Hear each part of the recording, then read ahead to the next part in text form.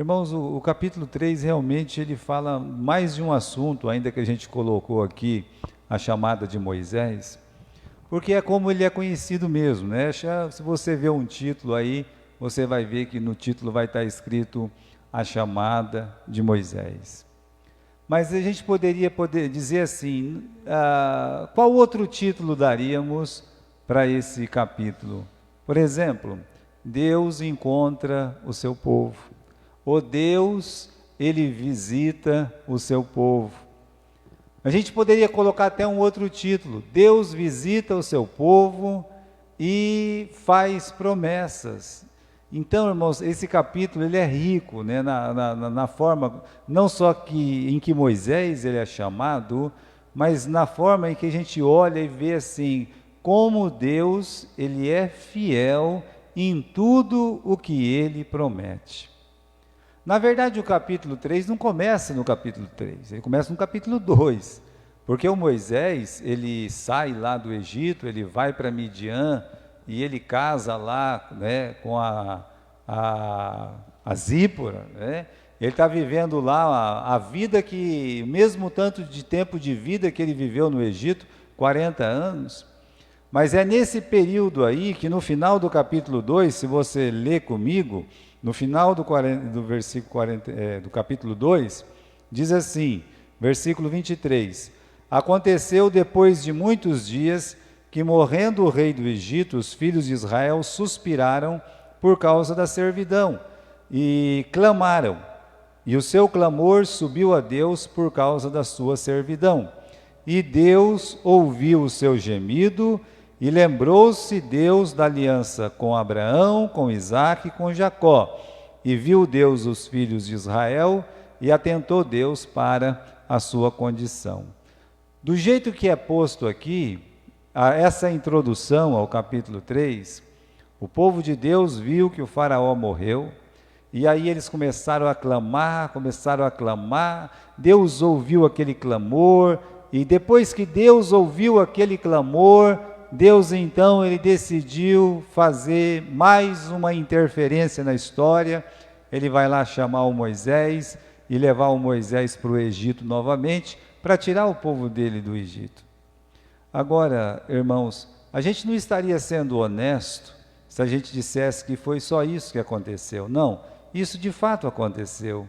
O povo está clamando, Deus está ouvindo, olha como Deus trabalha.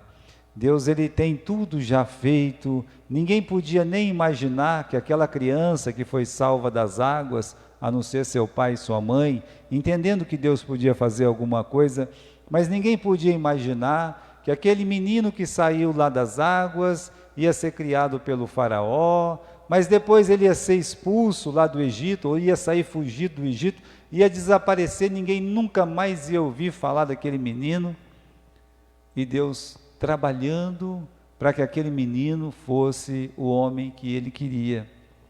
Então o povo está clamando, Deus está ouvindo, e do jeito que às vezes a gente quer pôr, olha, o povo clamou e Deus ouviu. Não, Deus está trabalhando sempre. Aquela palavra que Jesus disse sobre o seu Pai, ela sempre deve estar na nossa mente. Deus trabalha até agora. E Deus trabalha até agora. Na verdade, é uma palavra meio parecida que disse Samuel, Ebenezer, que disse, até aqui tem nos ajudado o Senhor. Então, irmãos, não tem surpresas com Deus. Fala assim, Deus ele falou com Abraão, ele falou com Isaque, ele falou com Jacó, mais precisamente ele falou com Abraão, ele lá no capítulo 15, ele disse tudo o que ia acontecer com os descendentes de Abraão, como eles iam descer lá naquela terra estranha, que é o Egito, eles seriam escravos, e Deus iria vir e pegar o seu povo, tirar de lá com mão forte. Agora, tudo que está escrito lá, 36, 37 capítulos atrás, aqui do capítulo 3, vai acontecer. Então, para Deus não tem surpresa. O que a gente tem que aprender é confiar em Deus. E o que a gente tem que aprender é que na maior das aflições, e aí tem uma figura muito bonita no capítulo 3 da sarça ardente, que na maior das aflições, Deus ele está agindo. Deus, ele está, meus irmãos, fazendo alguma coisa. Não está do jeito que nós queremos, mas desde quando Deus tem que fazer o que nós queremos? Ele tem que fazer aquilo que dá mais glória para Ele. Então, irmãos, esse período aí de 40 anos de Moisés no Egito, nós chamamos de o período do preparo, né? Por quê? Porque foi um método usado por Deus, né? Que é colocar o servo dele à parte. É pegar um homem e dizer assim, olha, você vai ficar fora de tudo. Você vai ficar longe dos holofotes, você vai ficar longe dos aplausos, você vai ficar longe das críticas. Sou eu aqui, eu e você. Eu mesmo vou te treinar. Então ele pegou o Moisés e colocou o Moisés no banco. Falou assim, agora você vai aprender. Então, irmãos, tinha um objetivo, né? O objetivo não era, meus irmãos, deixar ele mais soberbo do que ele já era. O motivo de Deus pegar e colocar ele atrás do deserto, escondidinho lá, é para trabalhar aquela soberba, aquele orgulho, colocar nele um espírito paciente, coisa que ele não tinha quando ele tinha 40 anos. Então, muitas coisas que acontecem na vida de uma pessoa, simplesmente Deus quer trabalhar com ela. Deus quer fazer dessa pessoa uma pessoa mais fácil de ser usada. E Moisés estava se tornando uma pessoa difícil de ser usada. E Deus não podia usar Moisés como Moisés era com 40 anos.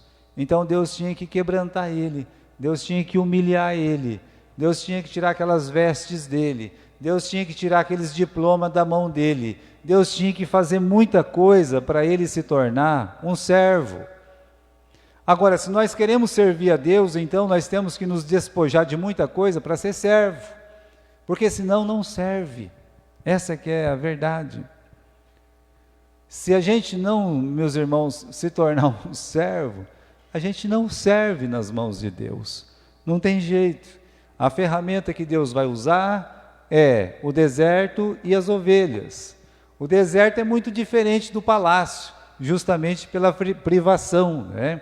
E as ovelhas, nós já lemos isso lá no livro de Gênesis, no capítulo 45, quando o José, ele explica para os irmãos dele que eles têm que falar que são, assim, pastores. Por quê? Porque era uma abominação para os egípcios. Veja como Deus faz. Tira do palácio, coloca no deserto e dá um emprego para ele que nada mais, nada menos é do que uma abominação lá para os egípcios, aonde ele parecia ser uma pessoa grande. Qual que é a importância do pregar? Ele sabe das coisas. Ele sabe, meus irmãos, como conduzir. Ele não é um ignorantão. Ele não é uma pessoa que não sabe nada. Ele vai saber. Eu posso fazer isso. Então aquele homem, depois de 40 anos, aquele homem não existia mais. Simplesmente isso, né? Aí então, o tipo de homem que o Egito fez, tá? Ele estava convencido que ele era preparado para libertar o seu povo. Ele estava convencido que todo mundo ia respeitar ele por isso. Eu venho do palácio, já sou uma pessoa importante, então se impor, sabe? Então a Bíblia diz que ele estava convencido disso, e aí está o perigo, né? Quando a gente acha que a gente está preparado, e a gente não está preparado. O livro de Gálatas diz que não, né? Pobres, como eu falei, vão ficar longe dos aplausos, mas também ficar longe das críticas. Por que, pastor, longe das críticas? É porque tem gente que não aguenta a crítica, é só por isso. Longe dos aplausos porque ensoberbece, deixa a pessoa cheia de orgulho. E longe das críticas porque uma pessoa começa a trabalhar e aí alguém chega nela e fala assim, não faz desse jeito não, pronto, né? Ou não sei o quê. Então a pessoa, ela não aceita uma crítica. E por não aceitar uma crítica, um pastor, se ele não aceitar uma crítica, ele não vai continuar no ministério dele. Ele vai desistir. Se uma outra pessoa chegar e falar assim, não, ele já então não quer, não pode ser do meu jeito, então não vai ser de jeito nenhum, vou embora, né? Então, o Moisés, ele estava desse jeito. meus irmãos, ele estava soberbo, e quando o israelita chamou a atenção dele lá, ele, perna para quem te quero. Então não servia, não dá para servir a Deus desse jeito. Agora, quando ele cursou a escola de Deus, ele aprendeu a ser uma pessoa mais humilde, ele aprendeu a depender mais de Deus, ele aprendeu a cuidar de um rebanho no deserto, que é bem diferente, né? Por quê? Porque no deserto não tem nada. E qual que é a diferença de cuidar de um rebanho lá, em verdes pastos e no deserto? É porque, meus irmãos, lá você não precisa depender de Deus nos verdes pastos, não é verdade? Está tudo bem. Agora, num deserto, você precisa depender totalmente de Deus. Esse é o motivo. Aprendeu a lidar com os problemas sem lidar com a força ou a influência humana. Ele não vai mais sair matando as pessoas, achando que ele é um grande herói.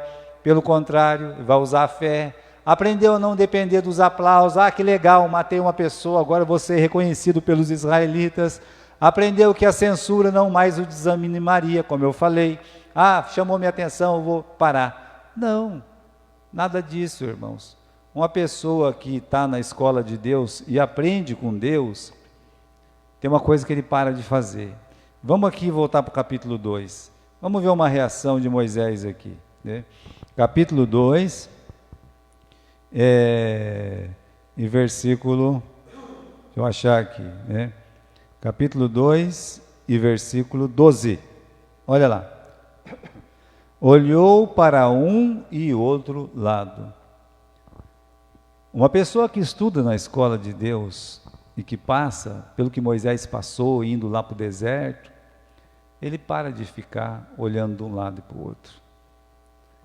Ele para de ficar olhando, porque eu vou ver o que a pessoa está falando, o que o outro está achando, se alguém está vendo, se alguém não está vendo.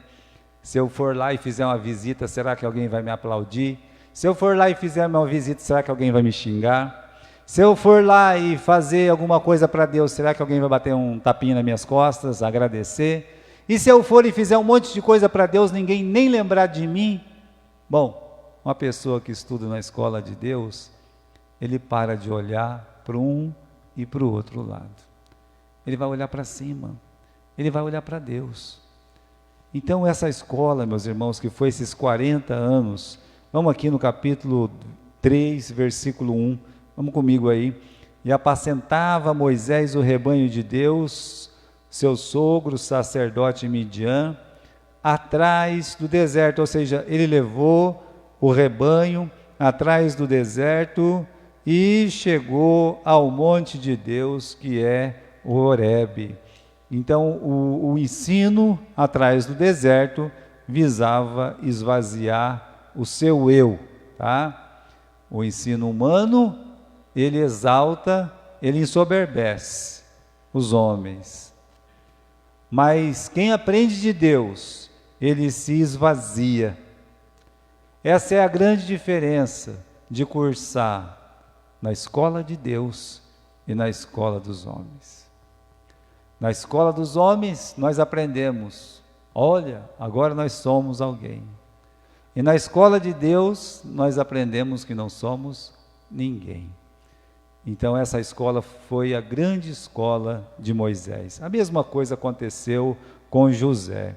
E é fácil saber se alguém, se Deus, ele está trabalhando em nós.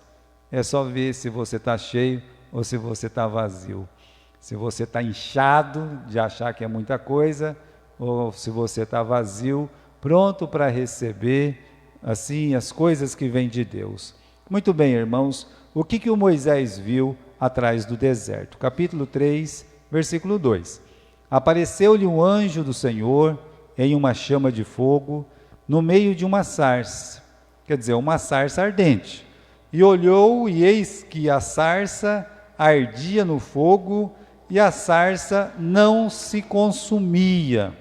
Então aqui nessa outra tradução, apareceu o anjo do Senhor numa chama de fogo no meio de uma sarça. A sarça ardia no fogo e não se consumia. Então, três coisas significam, né? Primeiro, é que essa sarça, ela simboliza o povo de Israel. É a nação de Israel. E o fogo representa o quê? Bom, o fogo não representa coisa boa, né? O fogo representa as tribulações e os sofrimentos desse povo. Ou seja, a nação de Israel, ela estava sendo consumida pelos fornos do Egito. A nação de Israel, aquele povo, homens e mulheres, eles estavam sendo consumidos vivos. É por isso que a sarça ardente, ela era consumida pelo fogo, mas o fogo não a consumia. Então isso tem um outro significado, né? Então primeiro, a sarça é Israel e o fogo representa as tribulações, o sofrimento no Egito. Segundo, todo fogo inimigo não pode consumir a arca não, a sarça. Por mais que o diabo possa fazer, ele não, olha, as portas do inferno não prevalecerão contra as portas da igreja, contra a igreja de Jesus Cristo, não pode. Se isso acontecer, meus irmãos, Deus deixa de ser Deus. Então, o povo de Israel, olha, eles estavam sendo massacrados, humilhados, realmente provados ao extremo ali, mais de 200 anos já no Egito, o povo sofrendo. Pois bem, apesar de tudo isso, Israel era mais numeroso do que os egípcios. Israel continuava firme, de pé. Israel continuava sendo o povo de Deus. Era uma sarça que o fogo consumia, mas assim, pegava fogo, né? Ardente, perdão, e o fogo não consumia, desculpe, né? Uma sarça em chamas, e essas chamas não conseguiam consumir essa sarça. E terceiro, é a presença de Deus no meio daquela sarça. Vamos ler de novo o versículo 2. Apareceu o anjo do Senhor em uma chama de fogo do meio de uma sarça. Sabe que quando Jacó ele teve a visão da escada, a escada tinha o pé no chão e a ponta dela batia lá no céu, e em cima da escada quem é que estava? Deus, a presença de Deus. A mesma coisa com essa sarça. Essa sarça ela está em chamas, o fogo não consome, e aí está o motivo do fogo não consumir essa sarça. Qual que era? Era a presença de Deus. Nós temos até uma ilustração muito boa e bíblica, correto? Por quê? Porque o fogo não conseguiu consumir os 3 amigos de Daniel lá naquela fornalha. E o interessante é que quando o rei olha para aquela fornalha, ele consegue ver um homem andando naquela fornalha, junto com os 3 amigos de Daniel. Não jogamos 3? Sim, eu estou vendo 4. O que é isso aí? Isso significa, meus irmãos, que por maior que seja a tribulação, nós temos o privilégio de ter a presença de Deus. Então você nunca se esqueça disso. Não despreze os ensinamentos da palavra de Deus. Você pode passar momentos muito difíceis na sua vida, mas Deus vai estar lá. Deus vai estar lá, sabe? O profeta Isaías disse, olha, se eu passar pelo fogo, né, Deus vai estar ali, né? Se você passar pelo fogo, eu vou estar com você, Deus está falando. Se passar por meio das águas, eu vou estar com você. E assim meus irmãos. A presença de Deus, ela é real. Ela é real, não somente para ficar ali fazendo uma salinha, sabe? Como se não tivesse acontecendo nada, tá bom dia, boa tarde. Não, Ele está agindo, Ele está operando, é do jeito dele, fazendo alguma coisa, mas Ele está fazendo alguma coisa. Às vezes a gente tem aquela impressão, mas como a vida vai piorando, não tem nada de pior não, Deus está trabalhando. Coloque isso na sua cabeça. Deus está trabalhando, como Ele sempre trabalhou, Ele não vai parar de trabalhar. Então, irmãos, o que Ele viu no deserto? Ele viu a nação de Israel sendo cuidada por Deus. A visão do povo dele, sofrida, e a presença de Deus ali. Olha, eu digo para vocês que essa foi a segunda vez que ele viu o sofrimento do seu povo.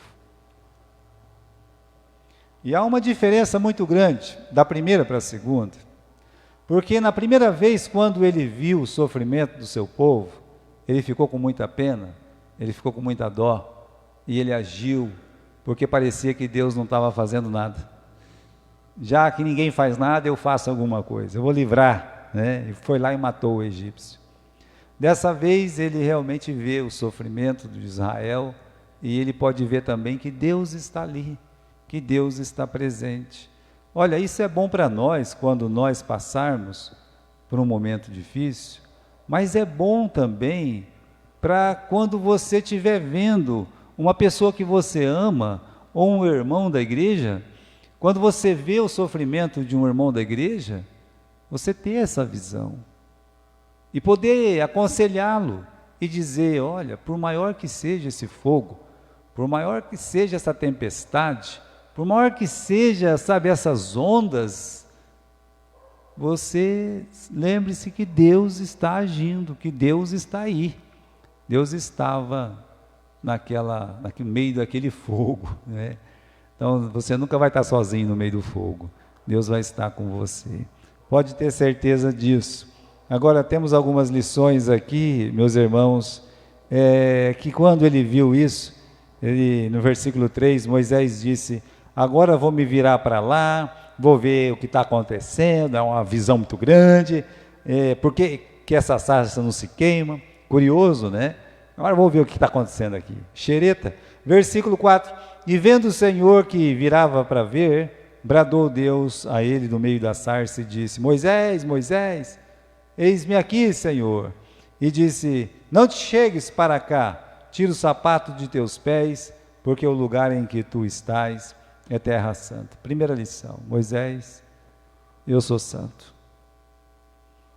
Primeira coisa, meus irmãos, que ele precisava aprender mesmo, a santidade de Deus. Aliás, como é que uma pessoa vai se considerar um pecador se ele não entende a santidade de Deus? Senhor, afasta-te de mim, porque eu sou um homem pecador. Senhor, eu sou um homem impuro que vive no meio de pessoas de lábios impuros. Veja, meus irmãos, essa é a reação de Isaías, essa é a reação de Pedro. Diante da santidade de Deus, a gente descobre o quão pecadores nós somos, o quão miseráveis nós somos, e a diferença que existe entre essa santidade e a nossa pecaminosidade. Era muito importante o Moisés entender sobre a santidade de Deus, pela reverência, também pela reverência, para ter a reverência, mas para entender a própria estrutura diferente de um e de outro. Um é santo, o outro não. O que isso implica, pastor? Implica que, bom, olha o lugar que Deus está, santificado seja o seu nome. E olha o lugar que eu estou, mas é o lugar que todos estão. Então, eu vou dizer que Deus é soberano e que os homens estão todos na mesma posição. E eu faço parte dessa grande massa de miseráveis que existe nesse mundo. Então Deus disse para ele: olha, arranca a sandália dos seus pés, porque o lugar que você está é santo, né?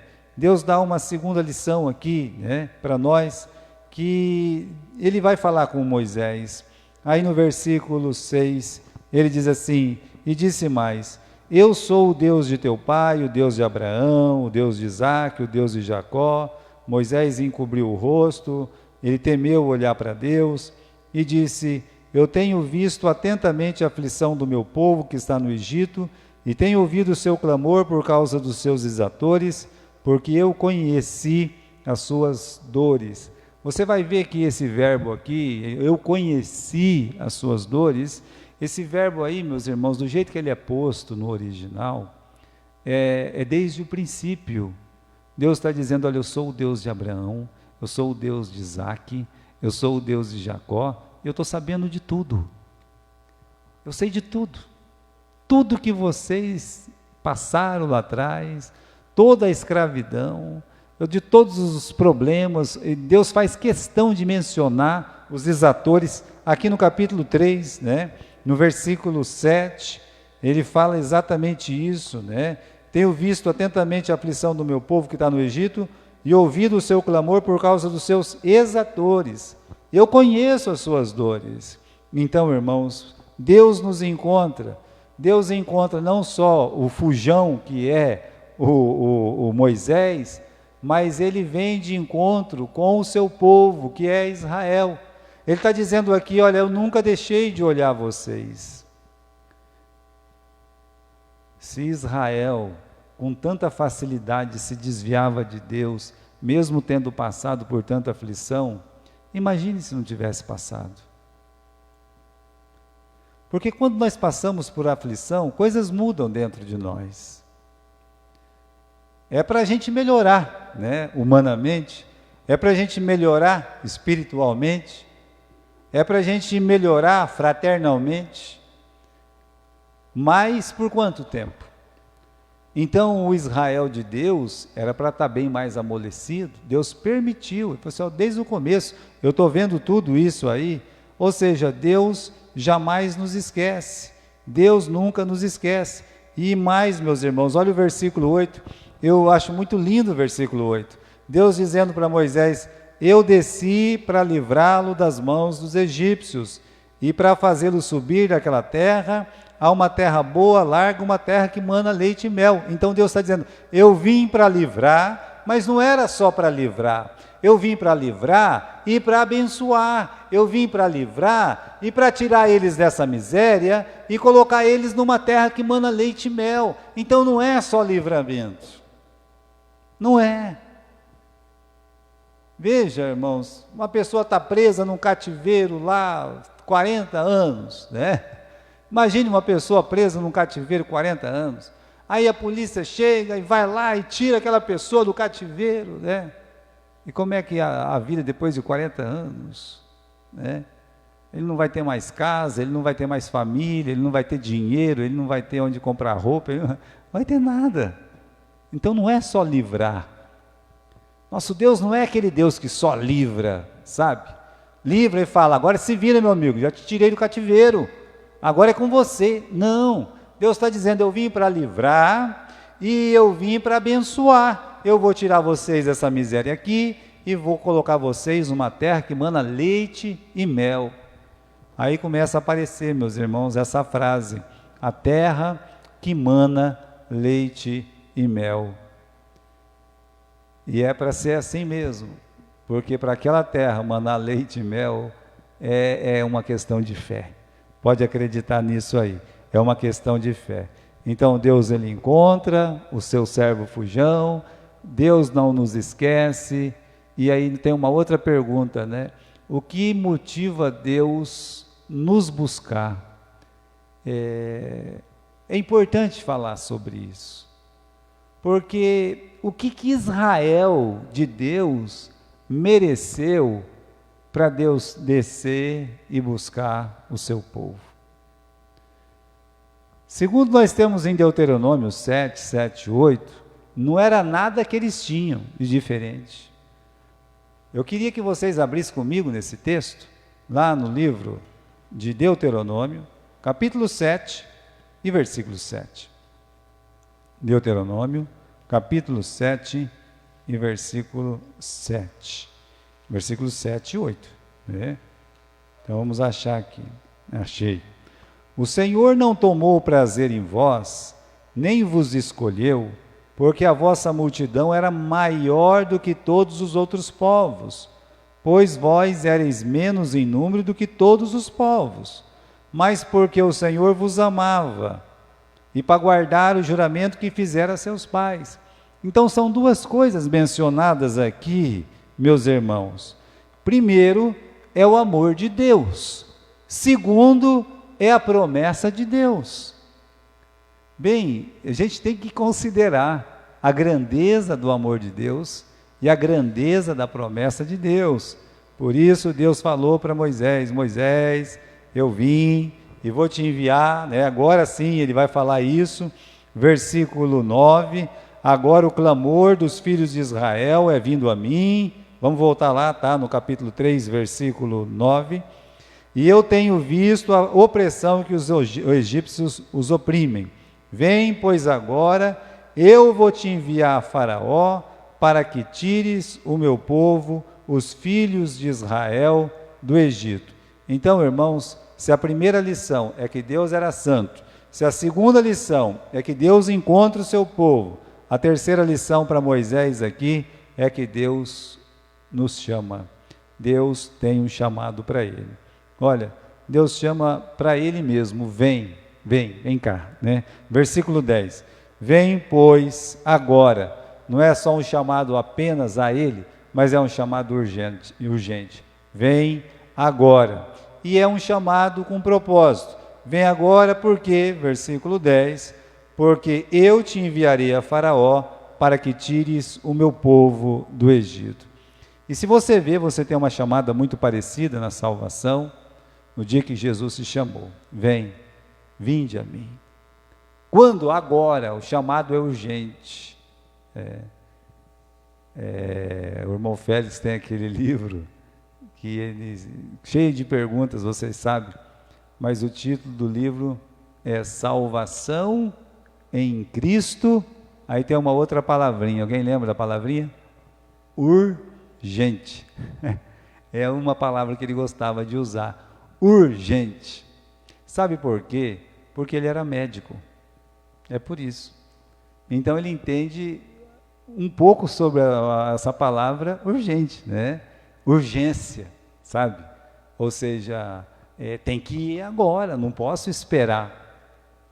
Eu me lembro que eu estava lá em Ubirajara, estava quase acabando o culto, alguém chegou, falou na orelha dele, e eu ia posar lá aquela noite, mas eu era novinho ainda, né? Eu estava acho que com 20 anos, tinha chegado em Galha fazia pouco tempo, e ele estava pregando.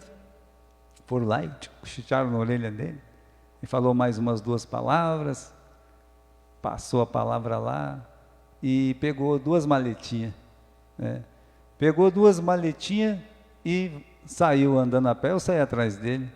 Digo, irmão Félix, deixa que eu levo essa maletinha para o senhor aqui.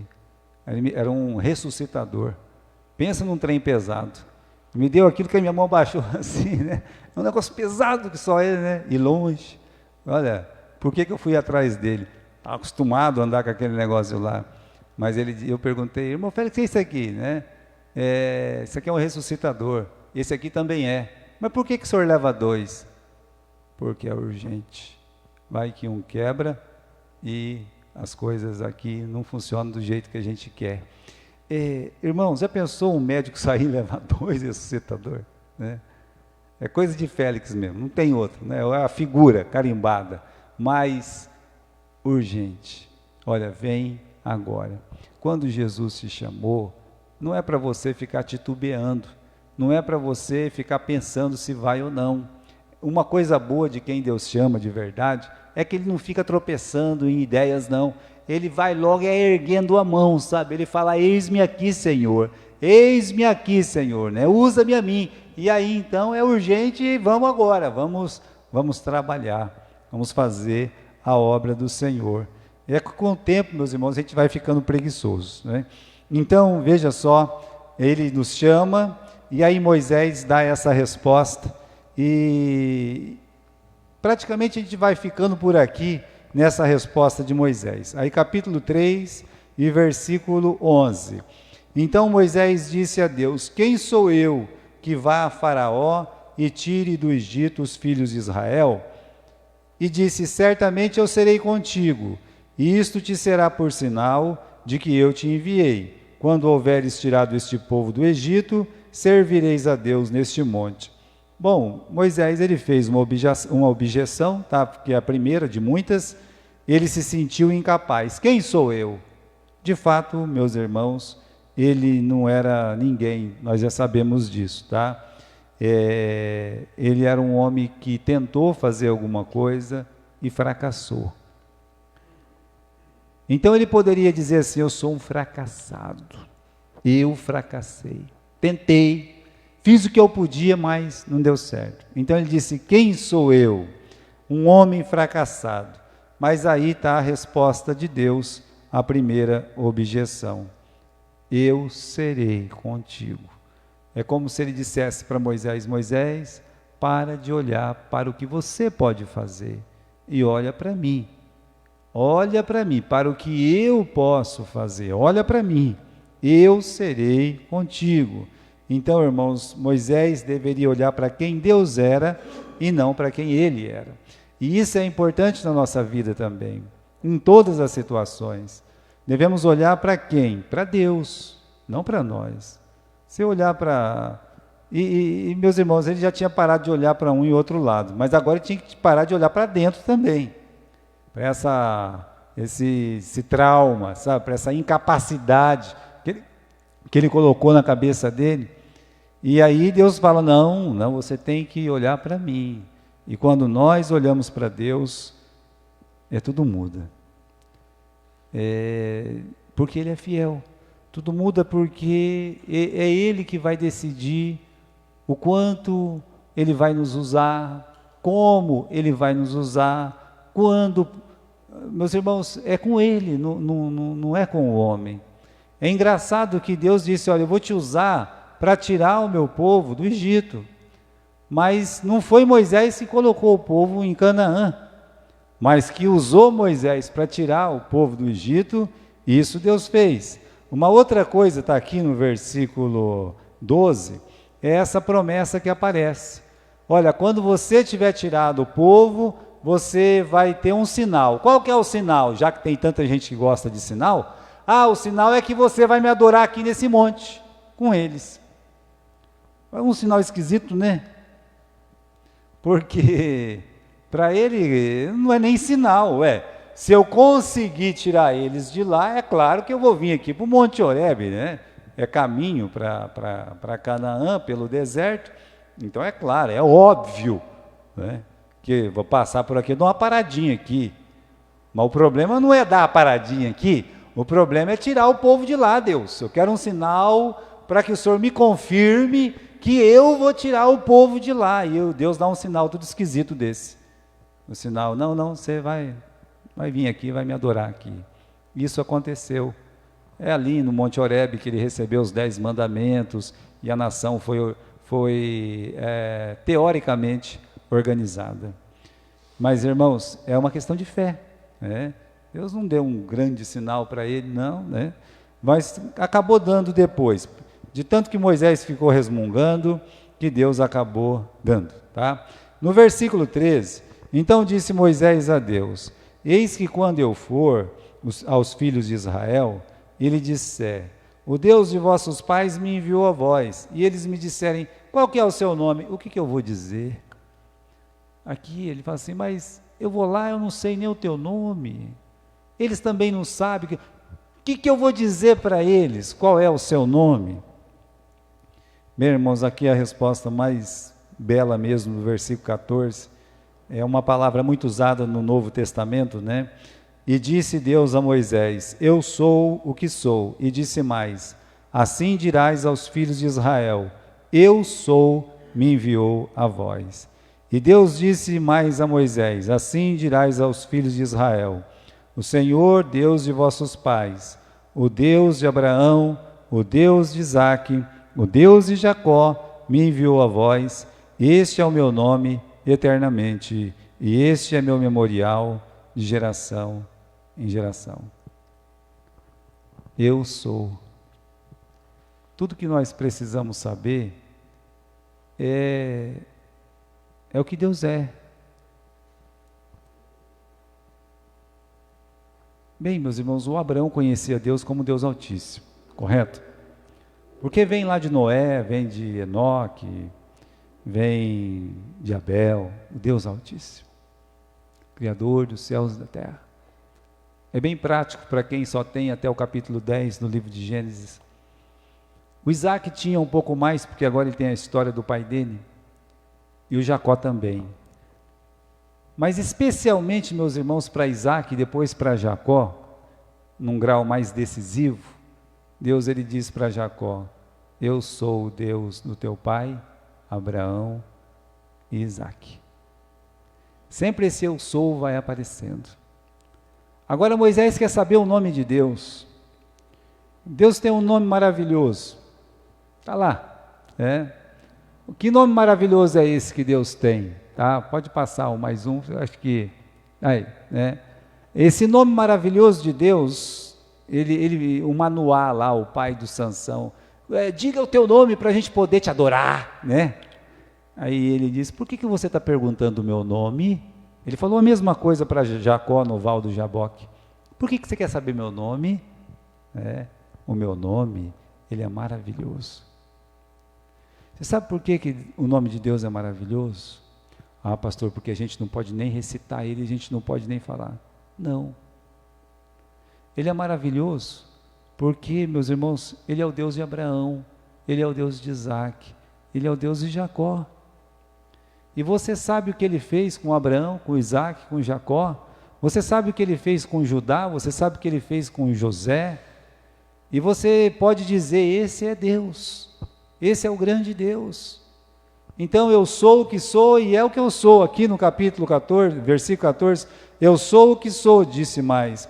Assim dirás aos filhos de Israel, eu sou, me enviou a vós. Agora, meus irmãos, eles entendiam essa linguagem. Deus não ia falar uma linguagem que eles não entendiam, pelo contrário. Eu sou, me enviou a vós. Ah, eu sou, nós conhecemos. Esse nós conhecemos. E você também conhece.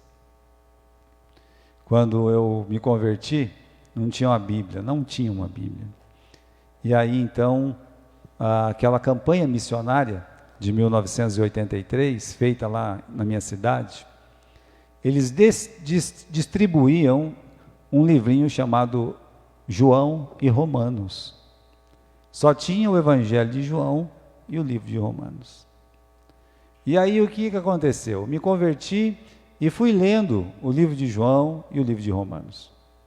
Aí eu li mais de uma vez o livro de João, até que teve uma campanha, era na classe da Mariazinha, de escola dominical, e eu acabei ganhando a minha primeira Bíblia. Mariazinha acabou presenteando lá. Eu não fiquei em primeiro lugar, mas mesmo assim ela teve dó e acabou, acho que, comprando uma Bíblia para mim também. Eu acho que é isso que aconteceu, foi minha primeira Bíblia. Mas eu só tinha o Evangelho de João e de Romanos. As coisas antes eram mais difíceis. Hoje tem Bíblia aí, jogada aqui, né? Mas antes não era assim, não. 40 anos atrás não era assim, não. A pessoa guardava a Bíblia porque não tinha. Era difícil poder ter uma Bíblia. Então, irmãos, eu sou. E quantas vezes essa palavra vai aparecendo no livro de João? Eu sou a água da vida. Eu sou o pão da vida. Eu sou a ressurreição. Eu sou a videira verdadeira. Eu sou o bom pastor. E ele é tão maravilhoso. Cada nome é maravilhoso. Sabe por que o nome de Deus é maravilhoso?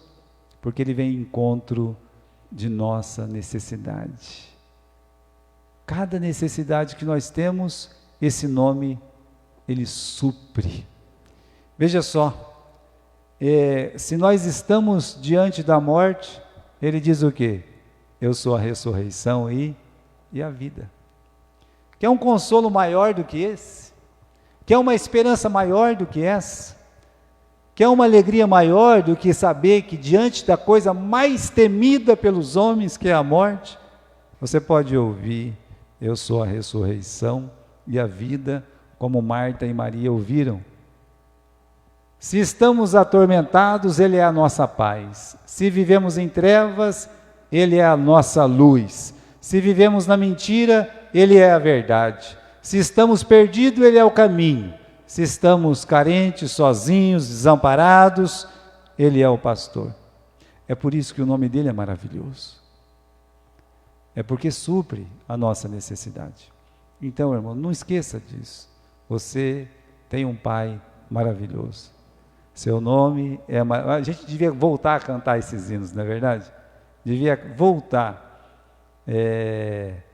A gente todo molecado, tudo novinho, naquele acampamento. Essas músicas a gente cantava, né? Cantava essas musiquinhas aí.